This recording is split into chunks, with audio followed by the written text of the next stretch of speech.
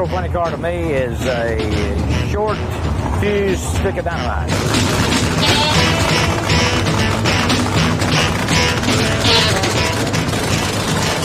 Like riding a bobsled off of real slick and iced over a hill, totally out of control. Your mind is behind you, your body's out in front of you.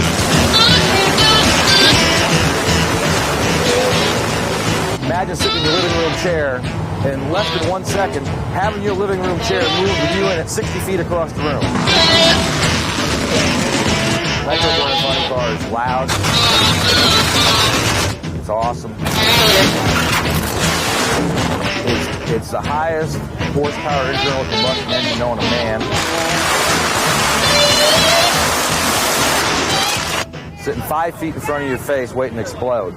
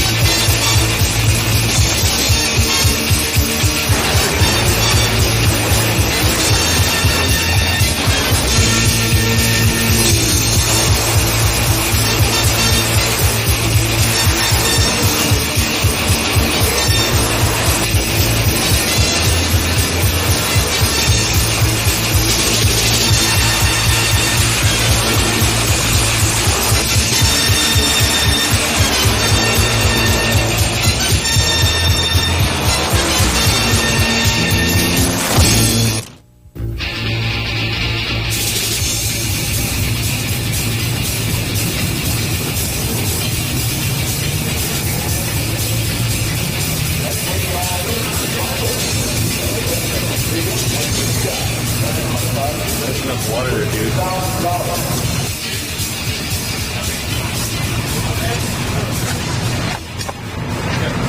Okay, Pete.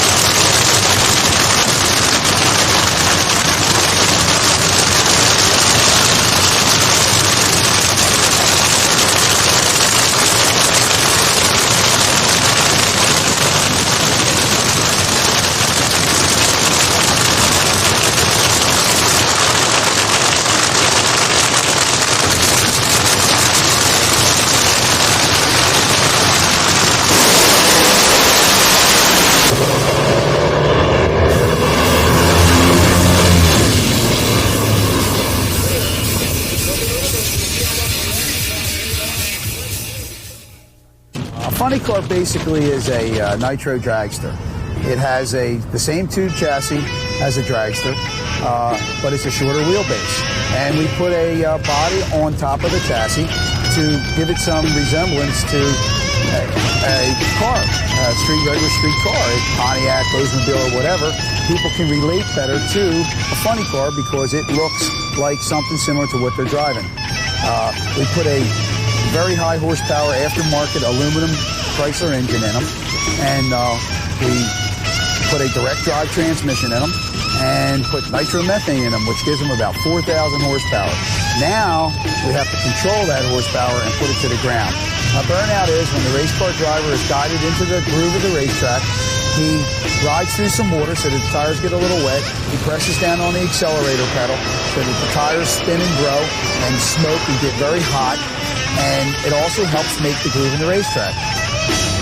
You try and do them nice and straight. You lay down 2 good tracks of rubber, and that's the track of rubber you want to be in going down that racetrack. If you can stay in that track of rubber, your chances of winning the race is very good.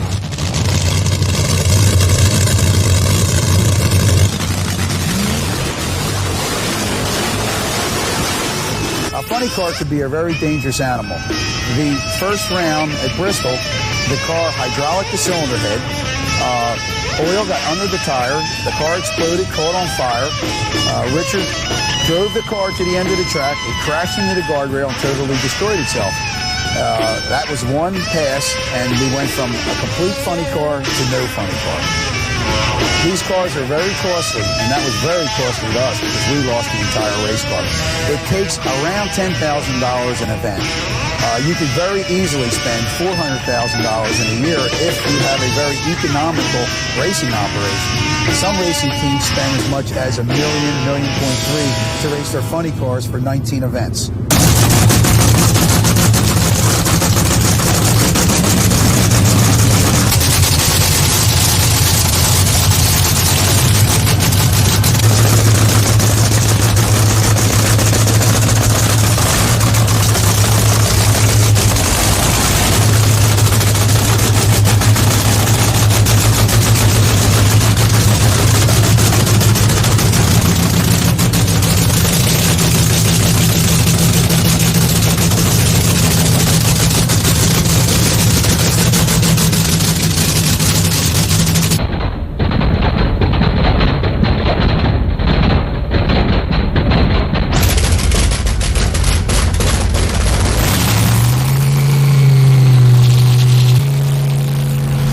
We do a warm-up is to get the engine warm so it won't be so cold on the starting line, and your oil and everything will be warmed. And then after we do the warm-up, we go through the valves, put the run plugs in it, and that way it'll be ready for the initial shot down the drag strip.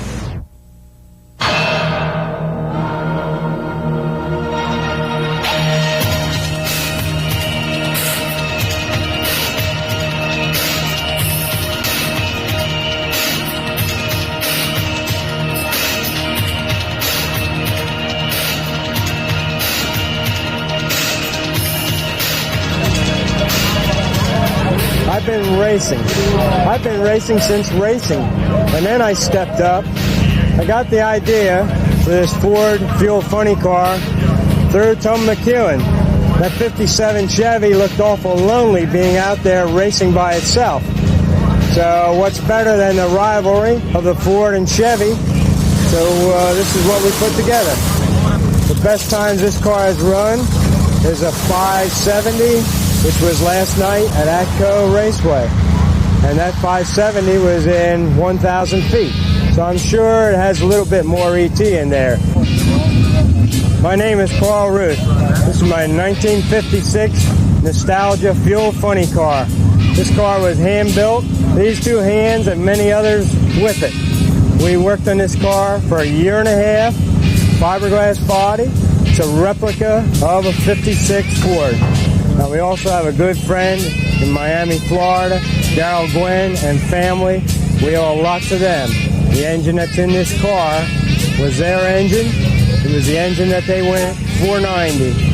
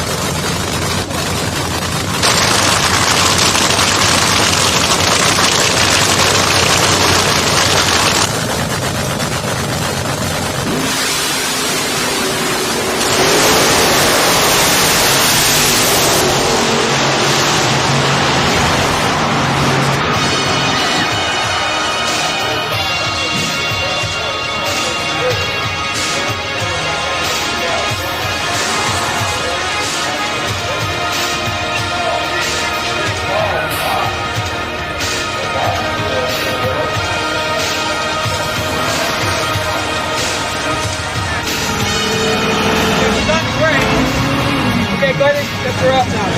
That's good, Jim. Just drop the bit. Good, Jim.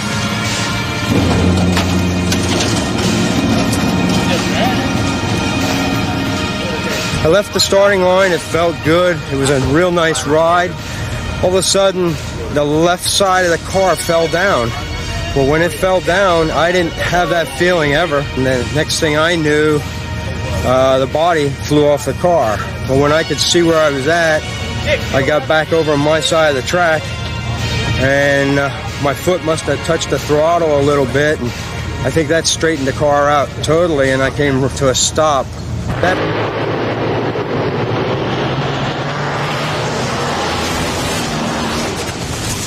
Since I've been racing since the 50s, I've been through quite a bit. Never really serious accidents, but I always think of those things. I always think, what will I do when the time comes? Right now, I feel sorry for the guy that has to use the bag to clean up my oil mess on the racetrack.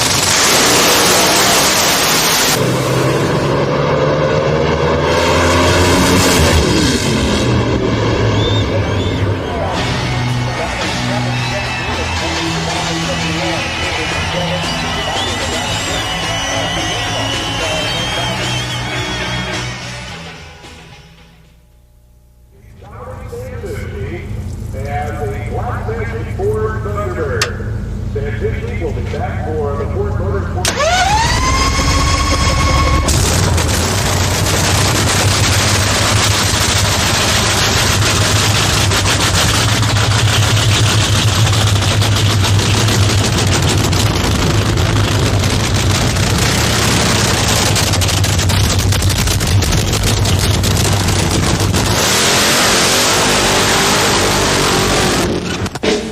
I'm Bruce Larson. This is the chassis of my Century Tax and Gage's Oldsmobile funny car. A funny car has a 4,000 horsepower engine sitting right in the middle of it for the driver. The real secret to the 4,000 horsepower is the nitromethane in this tank. In this tank we have 15 gallons of nitromethane. Each run we burn about 9 gallons of nitromethane in a quarter mile. We're using 1.5 inches of line out of each fuel tank, going to each line feeds each fuel pump. The fire bottles at the front of the car, they extinguish the fire in case you have a fire on board going down track, which is triggered on the brake handle is a lever. You pull that, which we hope we never have a fire on board to activate the fire bottles, which you never know when you get in that situation. Moving back a little farther behind the fuel tank, we have a box here that's full of our power source for some of the electronic gear on the car. We use timers to control some of the clutch functions. It takes a lot of work away from the driver, and at this point the driver needs to pay attention to everything he can do going down the track in 5.2 seconds.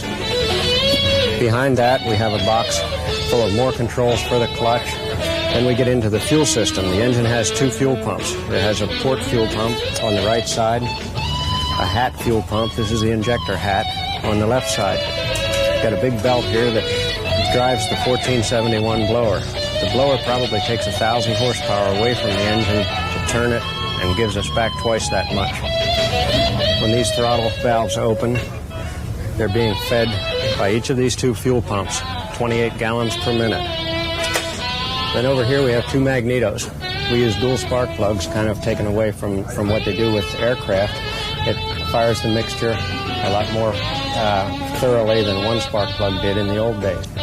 Behind the engine we have a titanium bell housing which contains a 4-disc centrifugal clutch.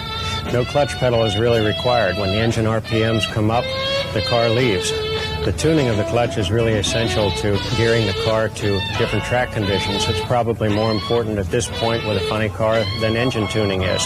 If you hadn't got the clutch system down, it don't make no difference how much horsepower you putting out. This is where it's at. The clutch has some compressed air controls, some electronic controls, and it's quite a masterpiece of technology. You got your steering wheel here, you drive the car wheel. You got your fuel shut off, did you shut your fuel off and on wheel. You got your high-low valve. When you stage your car up, you move your high-low valve. You got the brake handle is right here, and as we was talking about the fire bottles before, here's the lever that triggers the fire bottles in case you do have a fire. The driver controls all of the electronic functions by turning this switch on after a burnout. Here's the wheelie bars. When you leave, if you got a lot of clutch in the car and the track's really good, the car tends to hook up really good, the car will ride on the wheelie bars to keep the car from getting too high in the air. We have a 5-layer thick fire suit. We have silver-colored 5-layer thick boots. We have a breather mask built into the helmet, all kinds of Nomex fire protection. It makes it a pretty safe environment even if there is an accidental fire in the car. This is the body from my 4,000 horsepower Nitro funny car. In the back we have a spoiler which generates a lot of downforce to hold the back wheels from spinning at 270 miles an hour. There are no windows in the car. The back window is blanked off. We're not watching what we're doing when we're backing up. We have a crew to guide us to the back. We have plexiglass windows on the side of the car. The 6-inch holes are mandated by the NHRA for safety so that in the event of a fire they can direct their attention into the driver with fire extinguishers. We have a large safety hatch.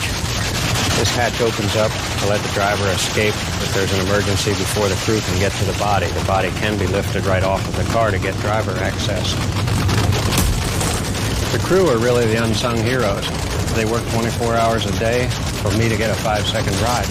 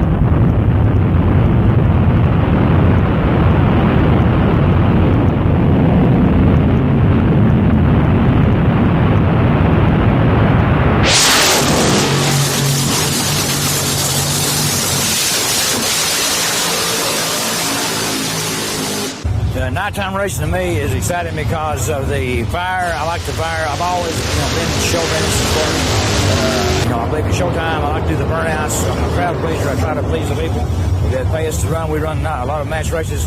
We like to, do the burnouts, make the smoke, make the fire. Of course, at nighttime you can see the fire much better.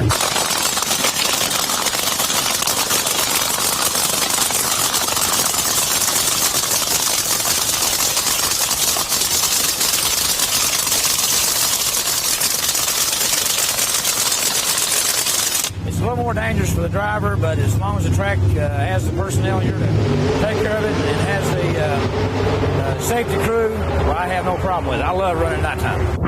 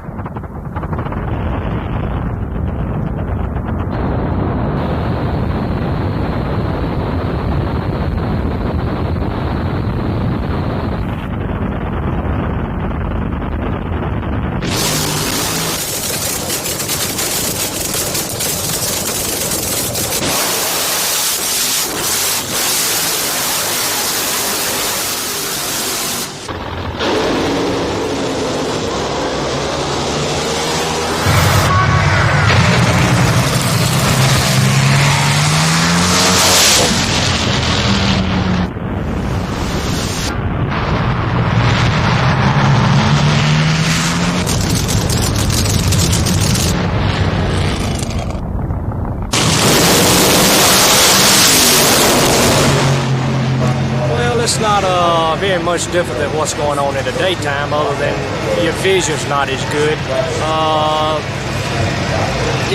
It's kind of hard to see out of them in the daytime.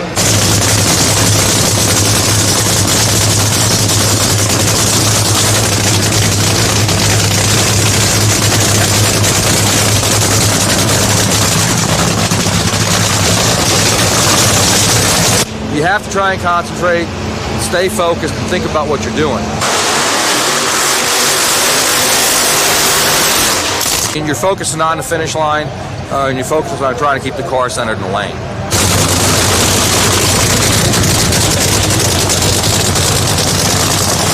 It's just a different deal at night. It's a different feeling. The flames, you can see the flames out the side windows where you can't see those in the daytime.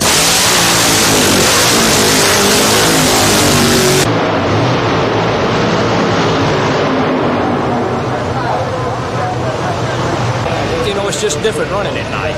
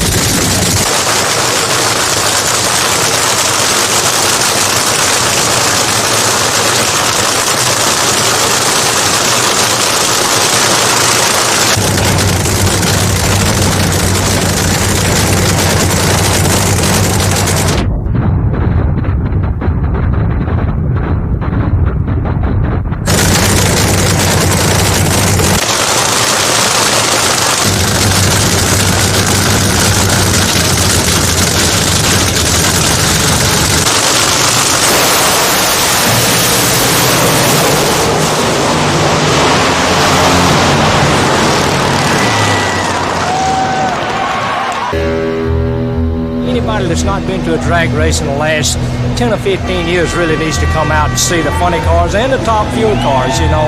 It's a different deal. It's come a long ways in the last 10 years, and to see all the operations around now, the technology that's involved in the car racing and the funny cars, but they really need to come out. It's hard to describe what a funny car is, really.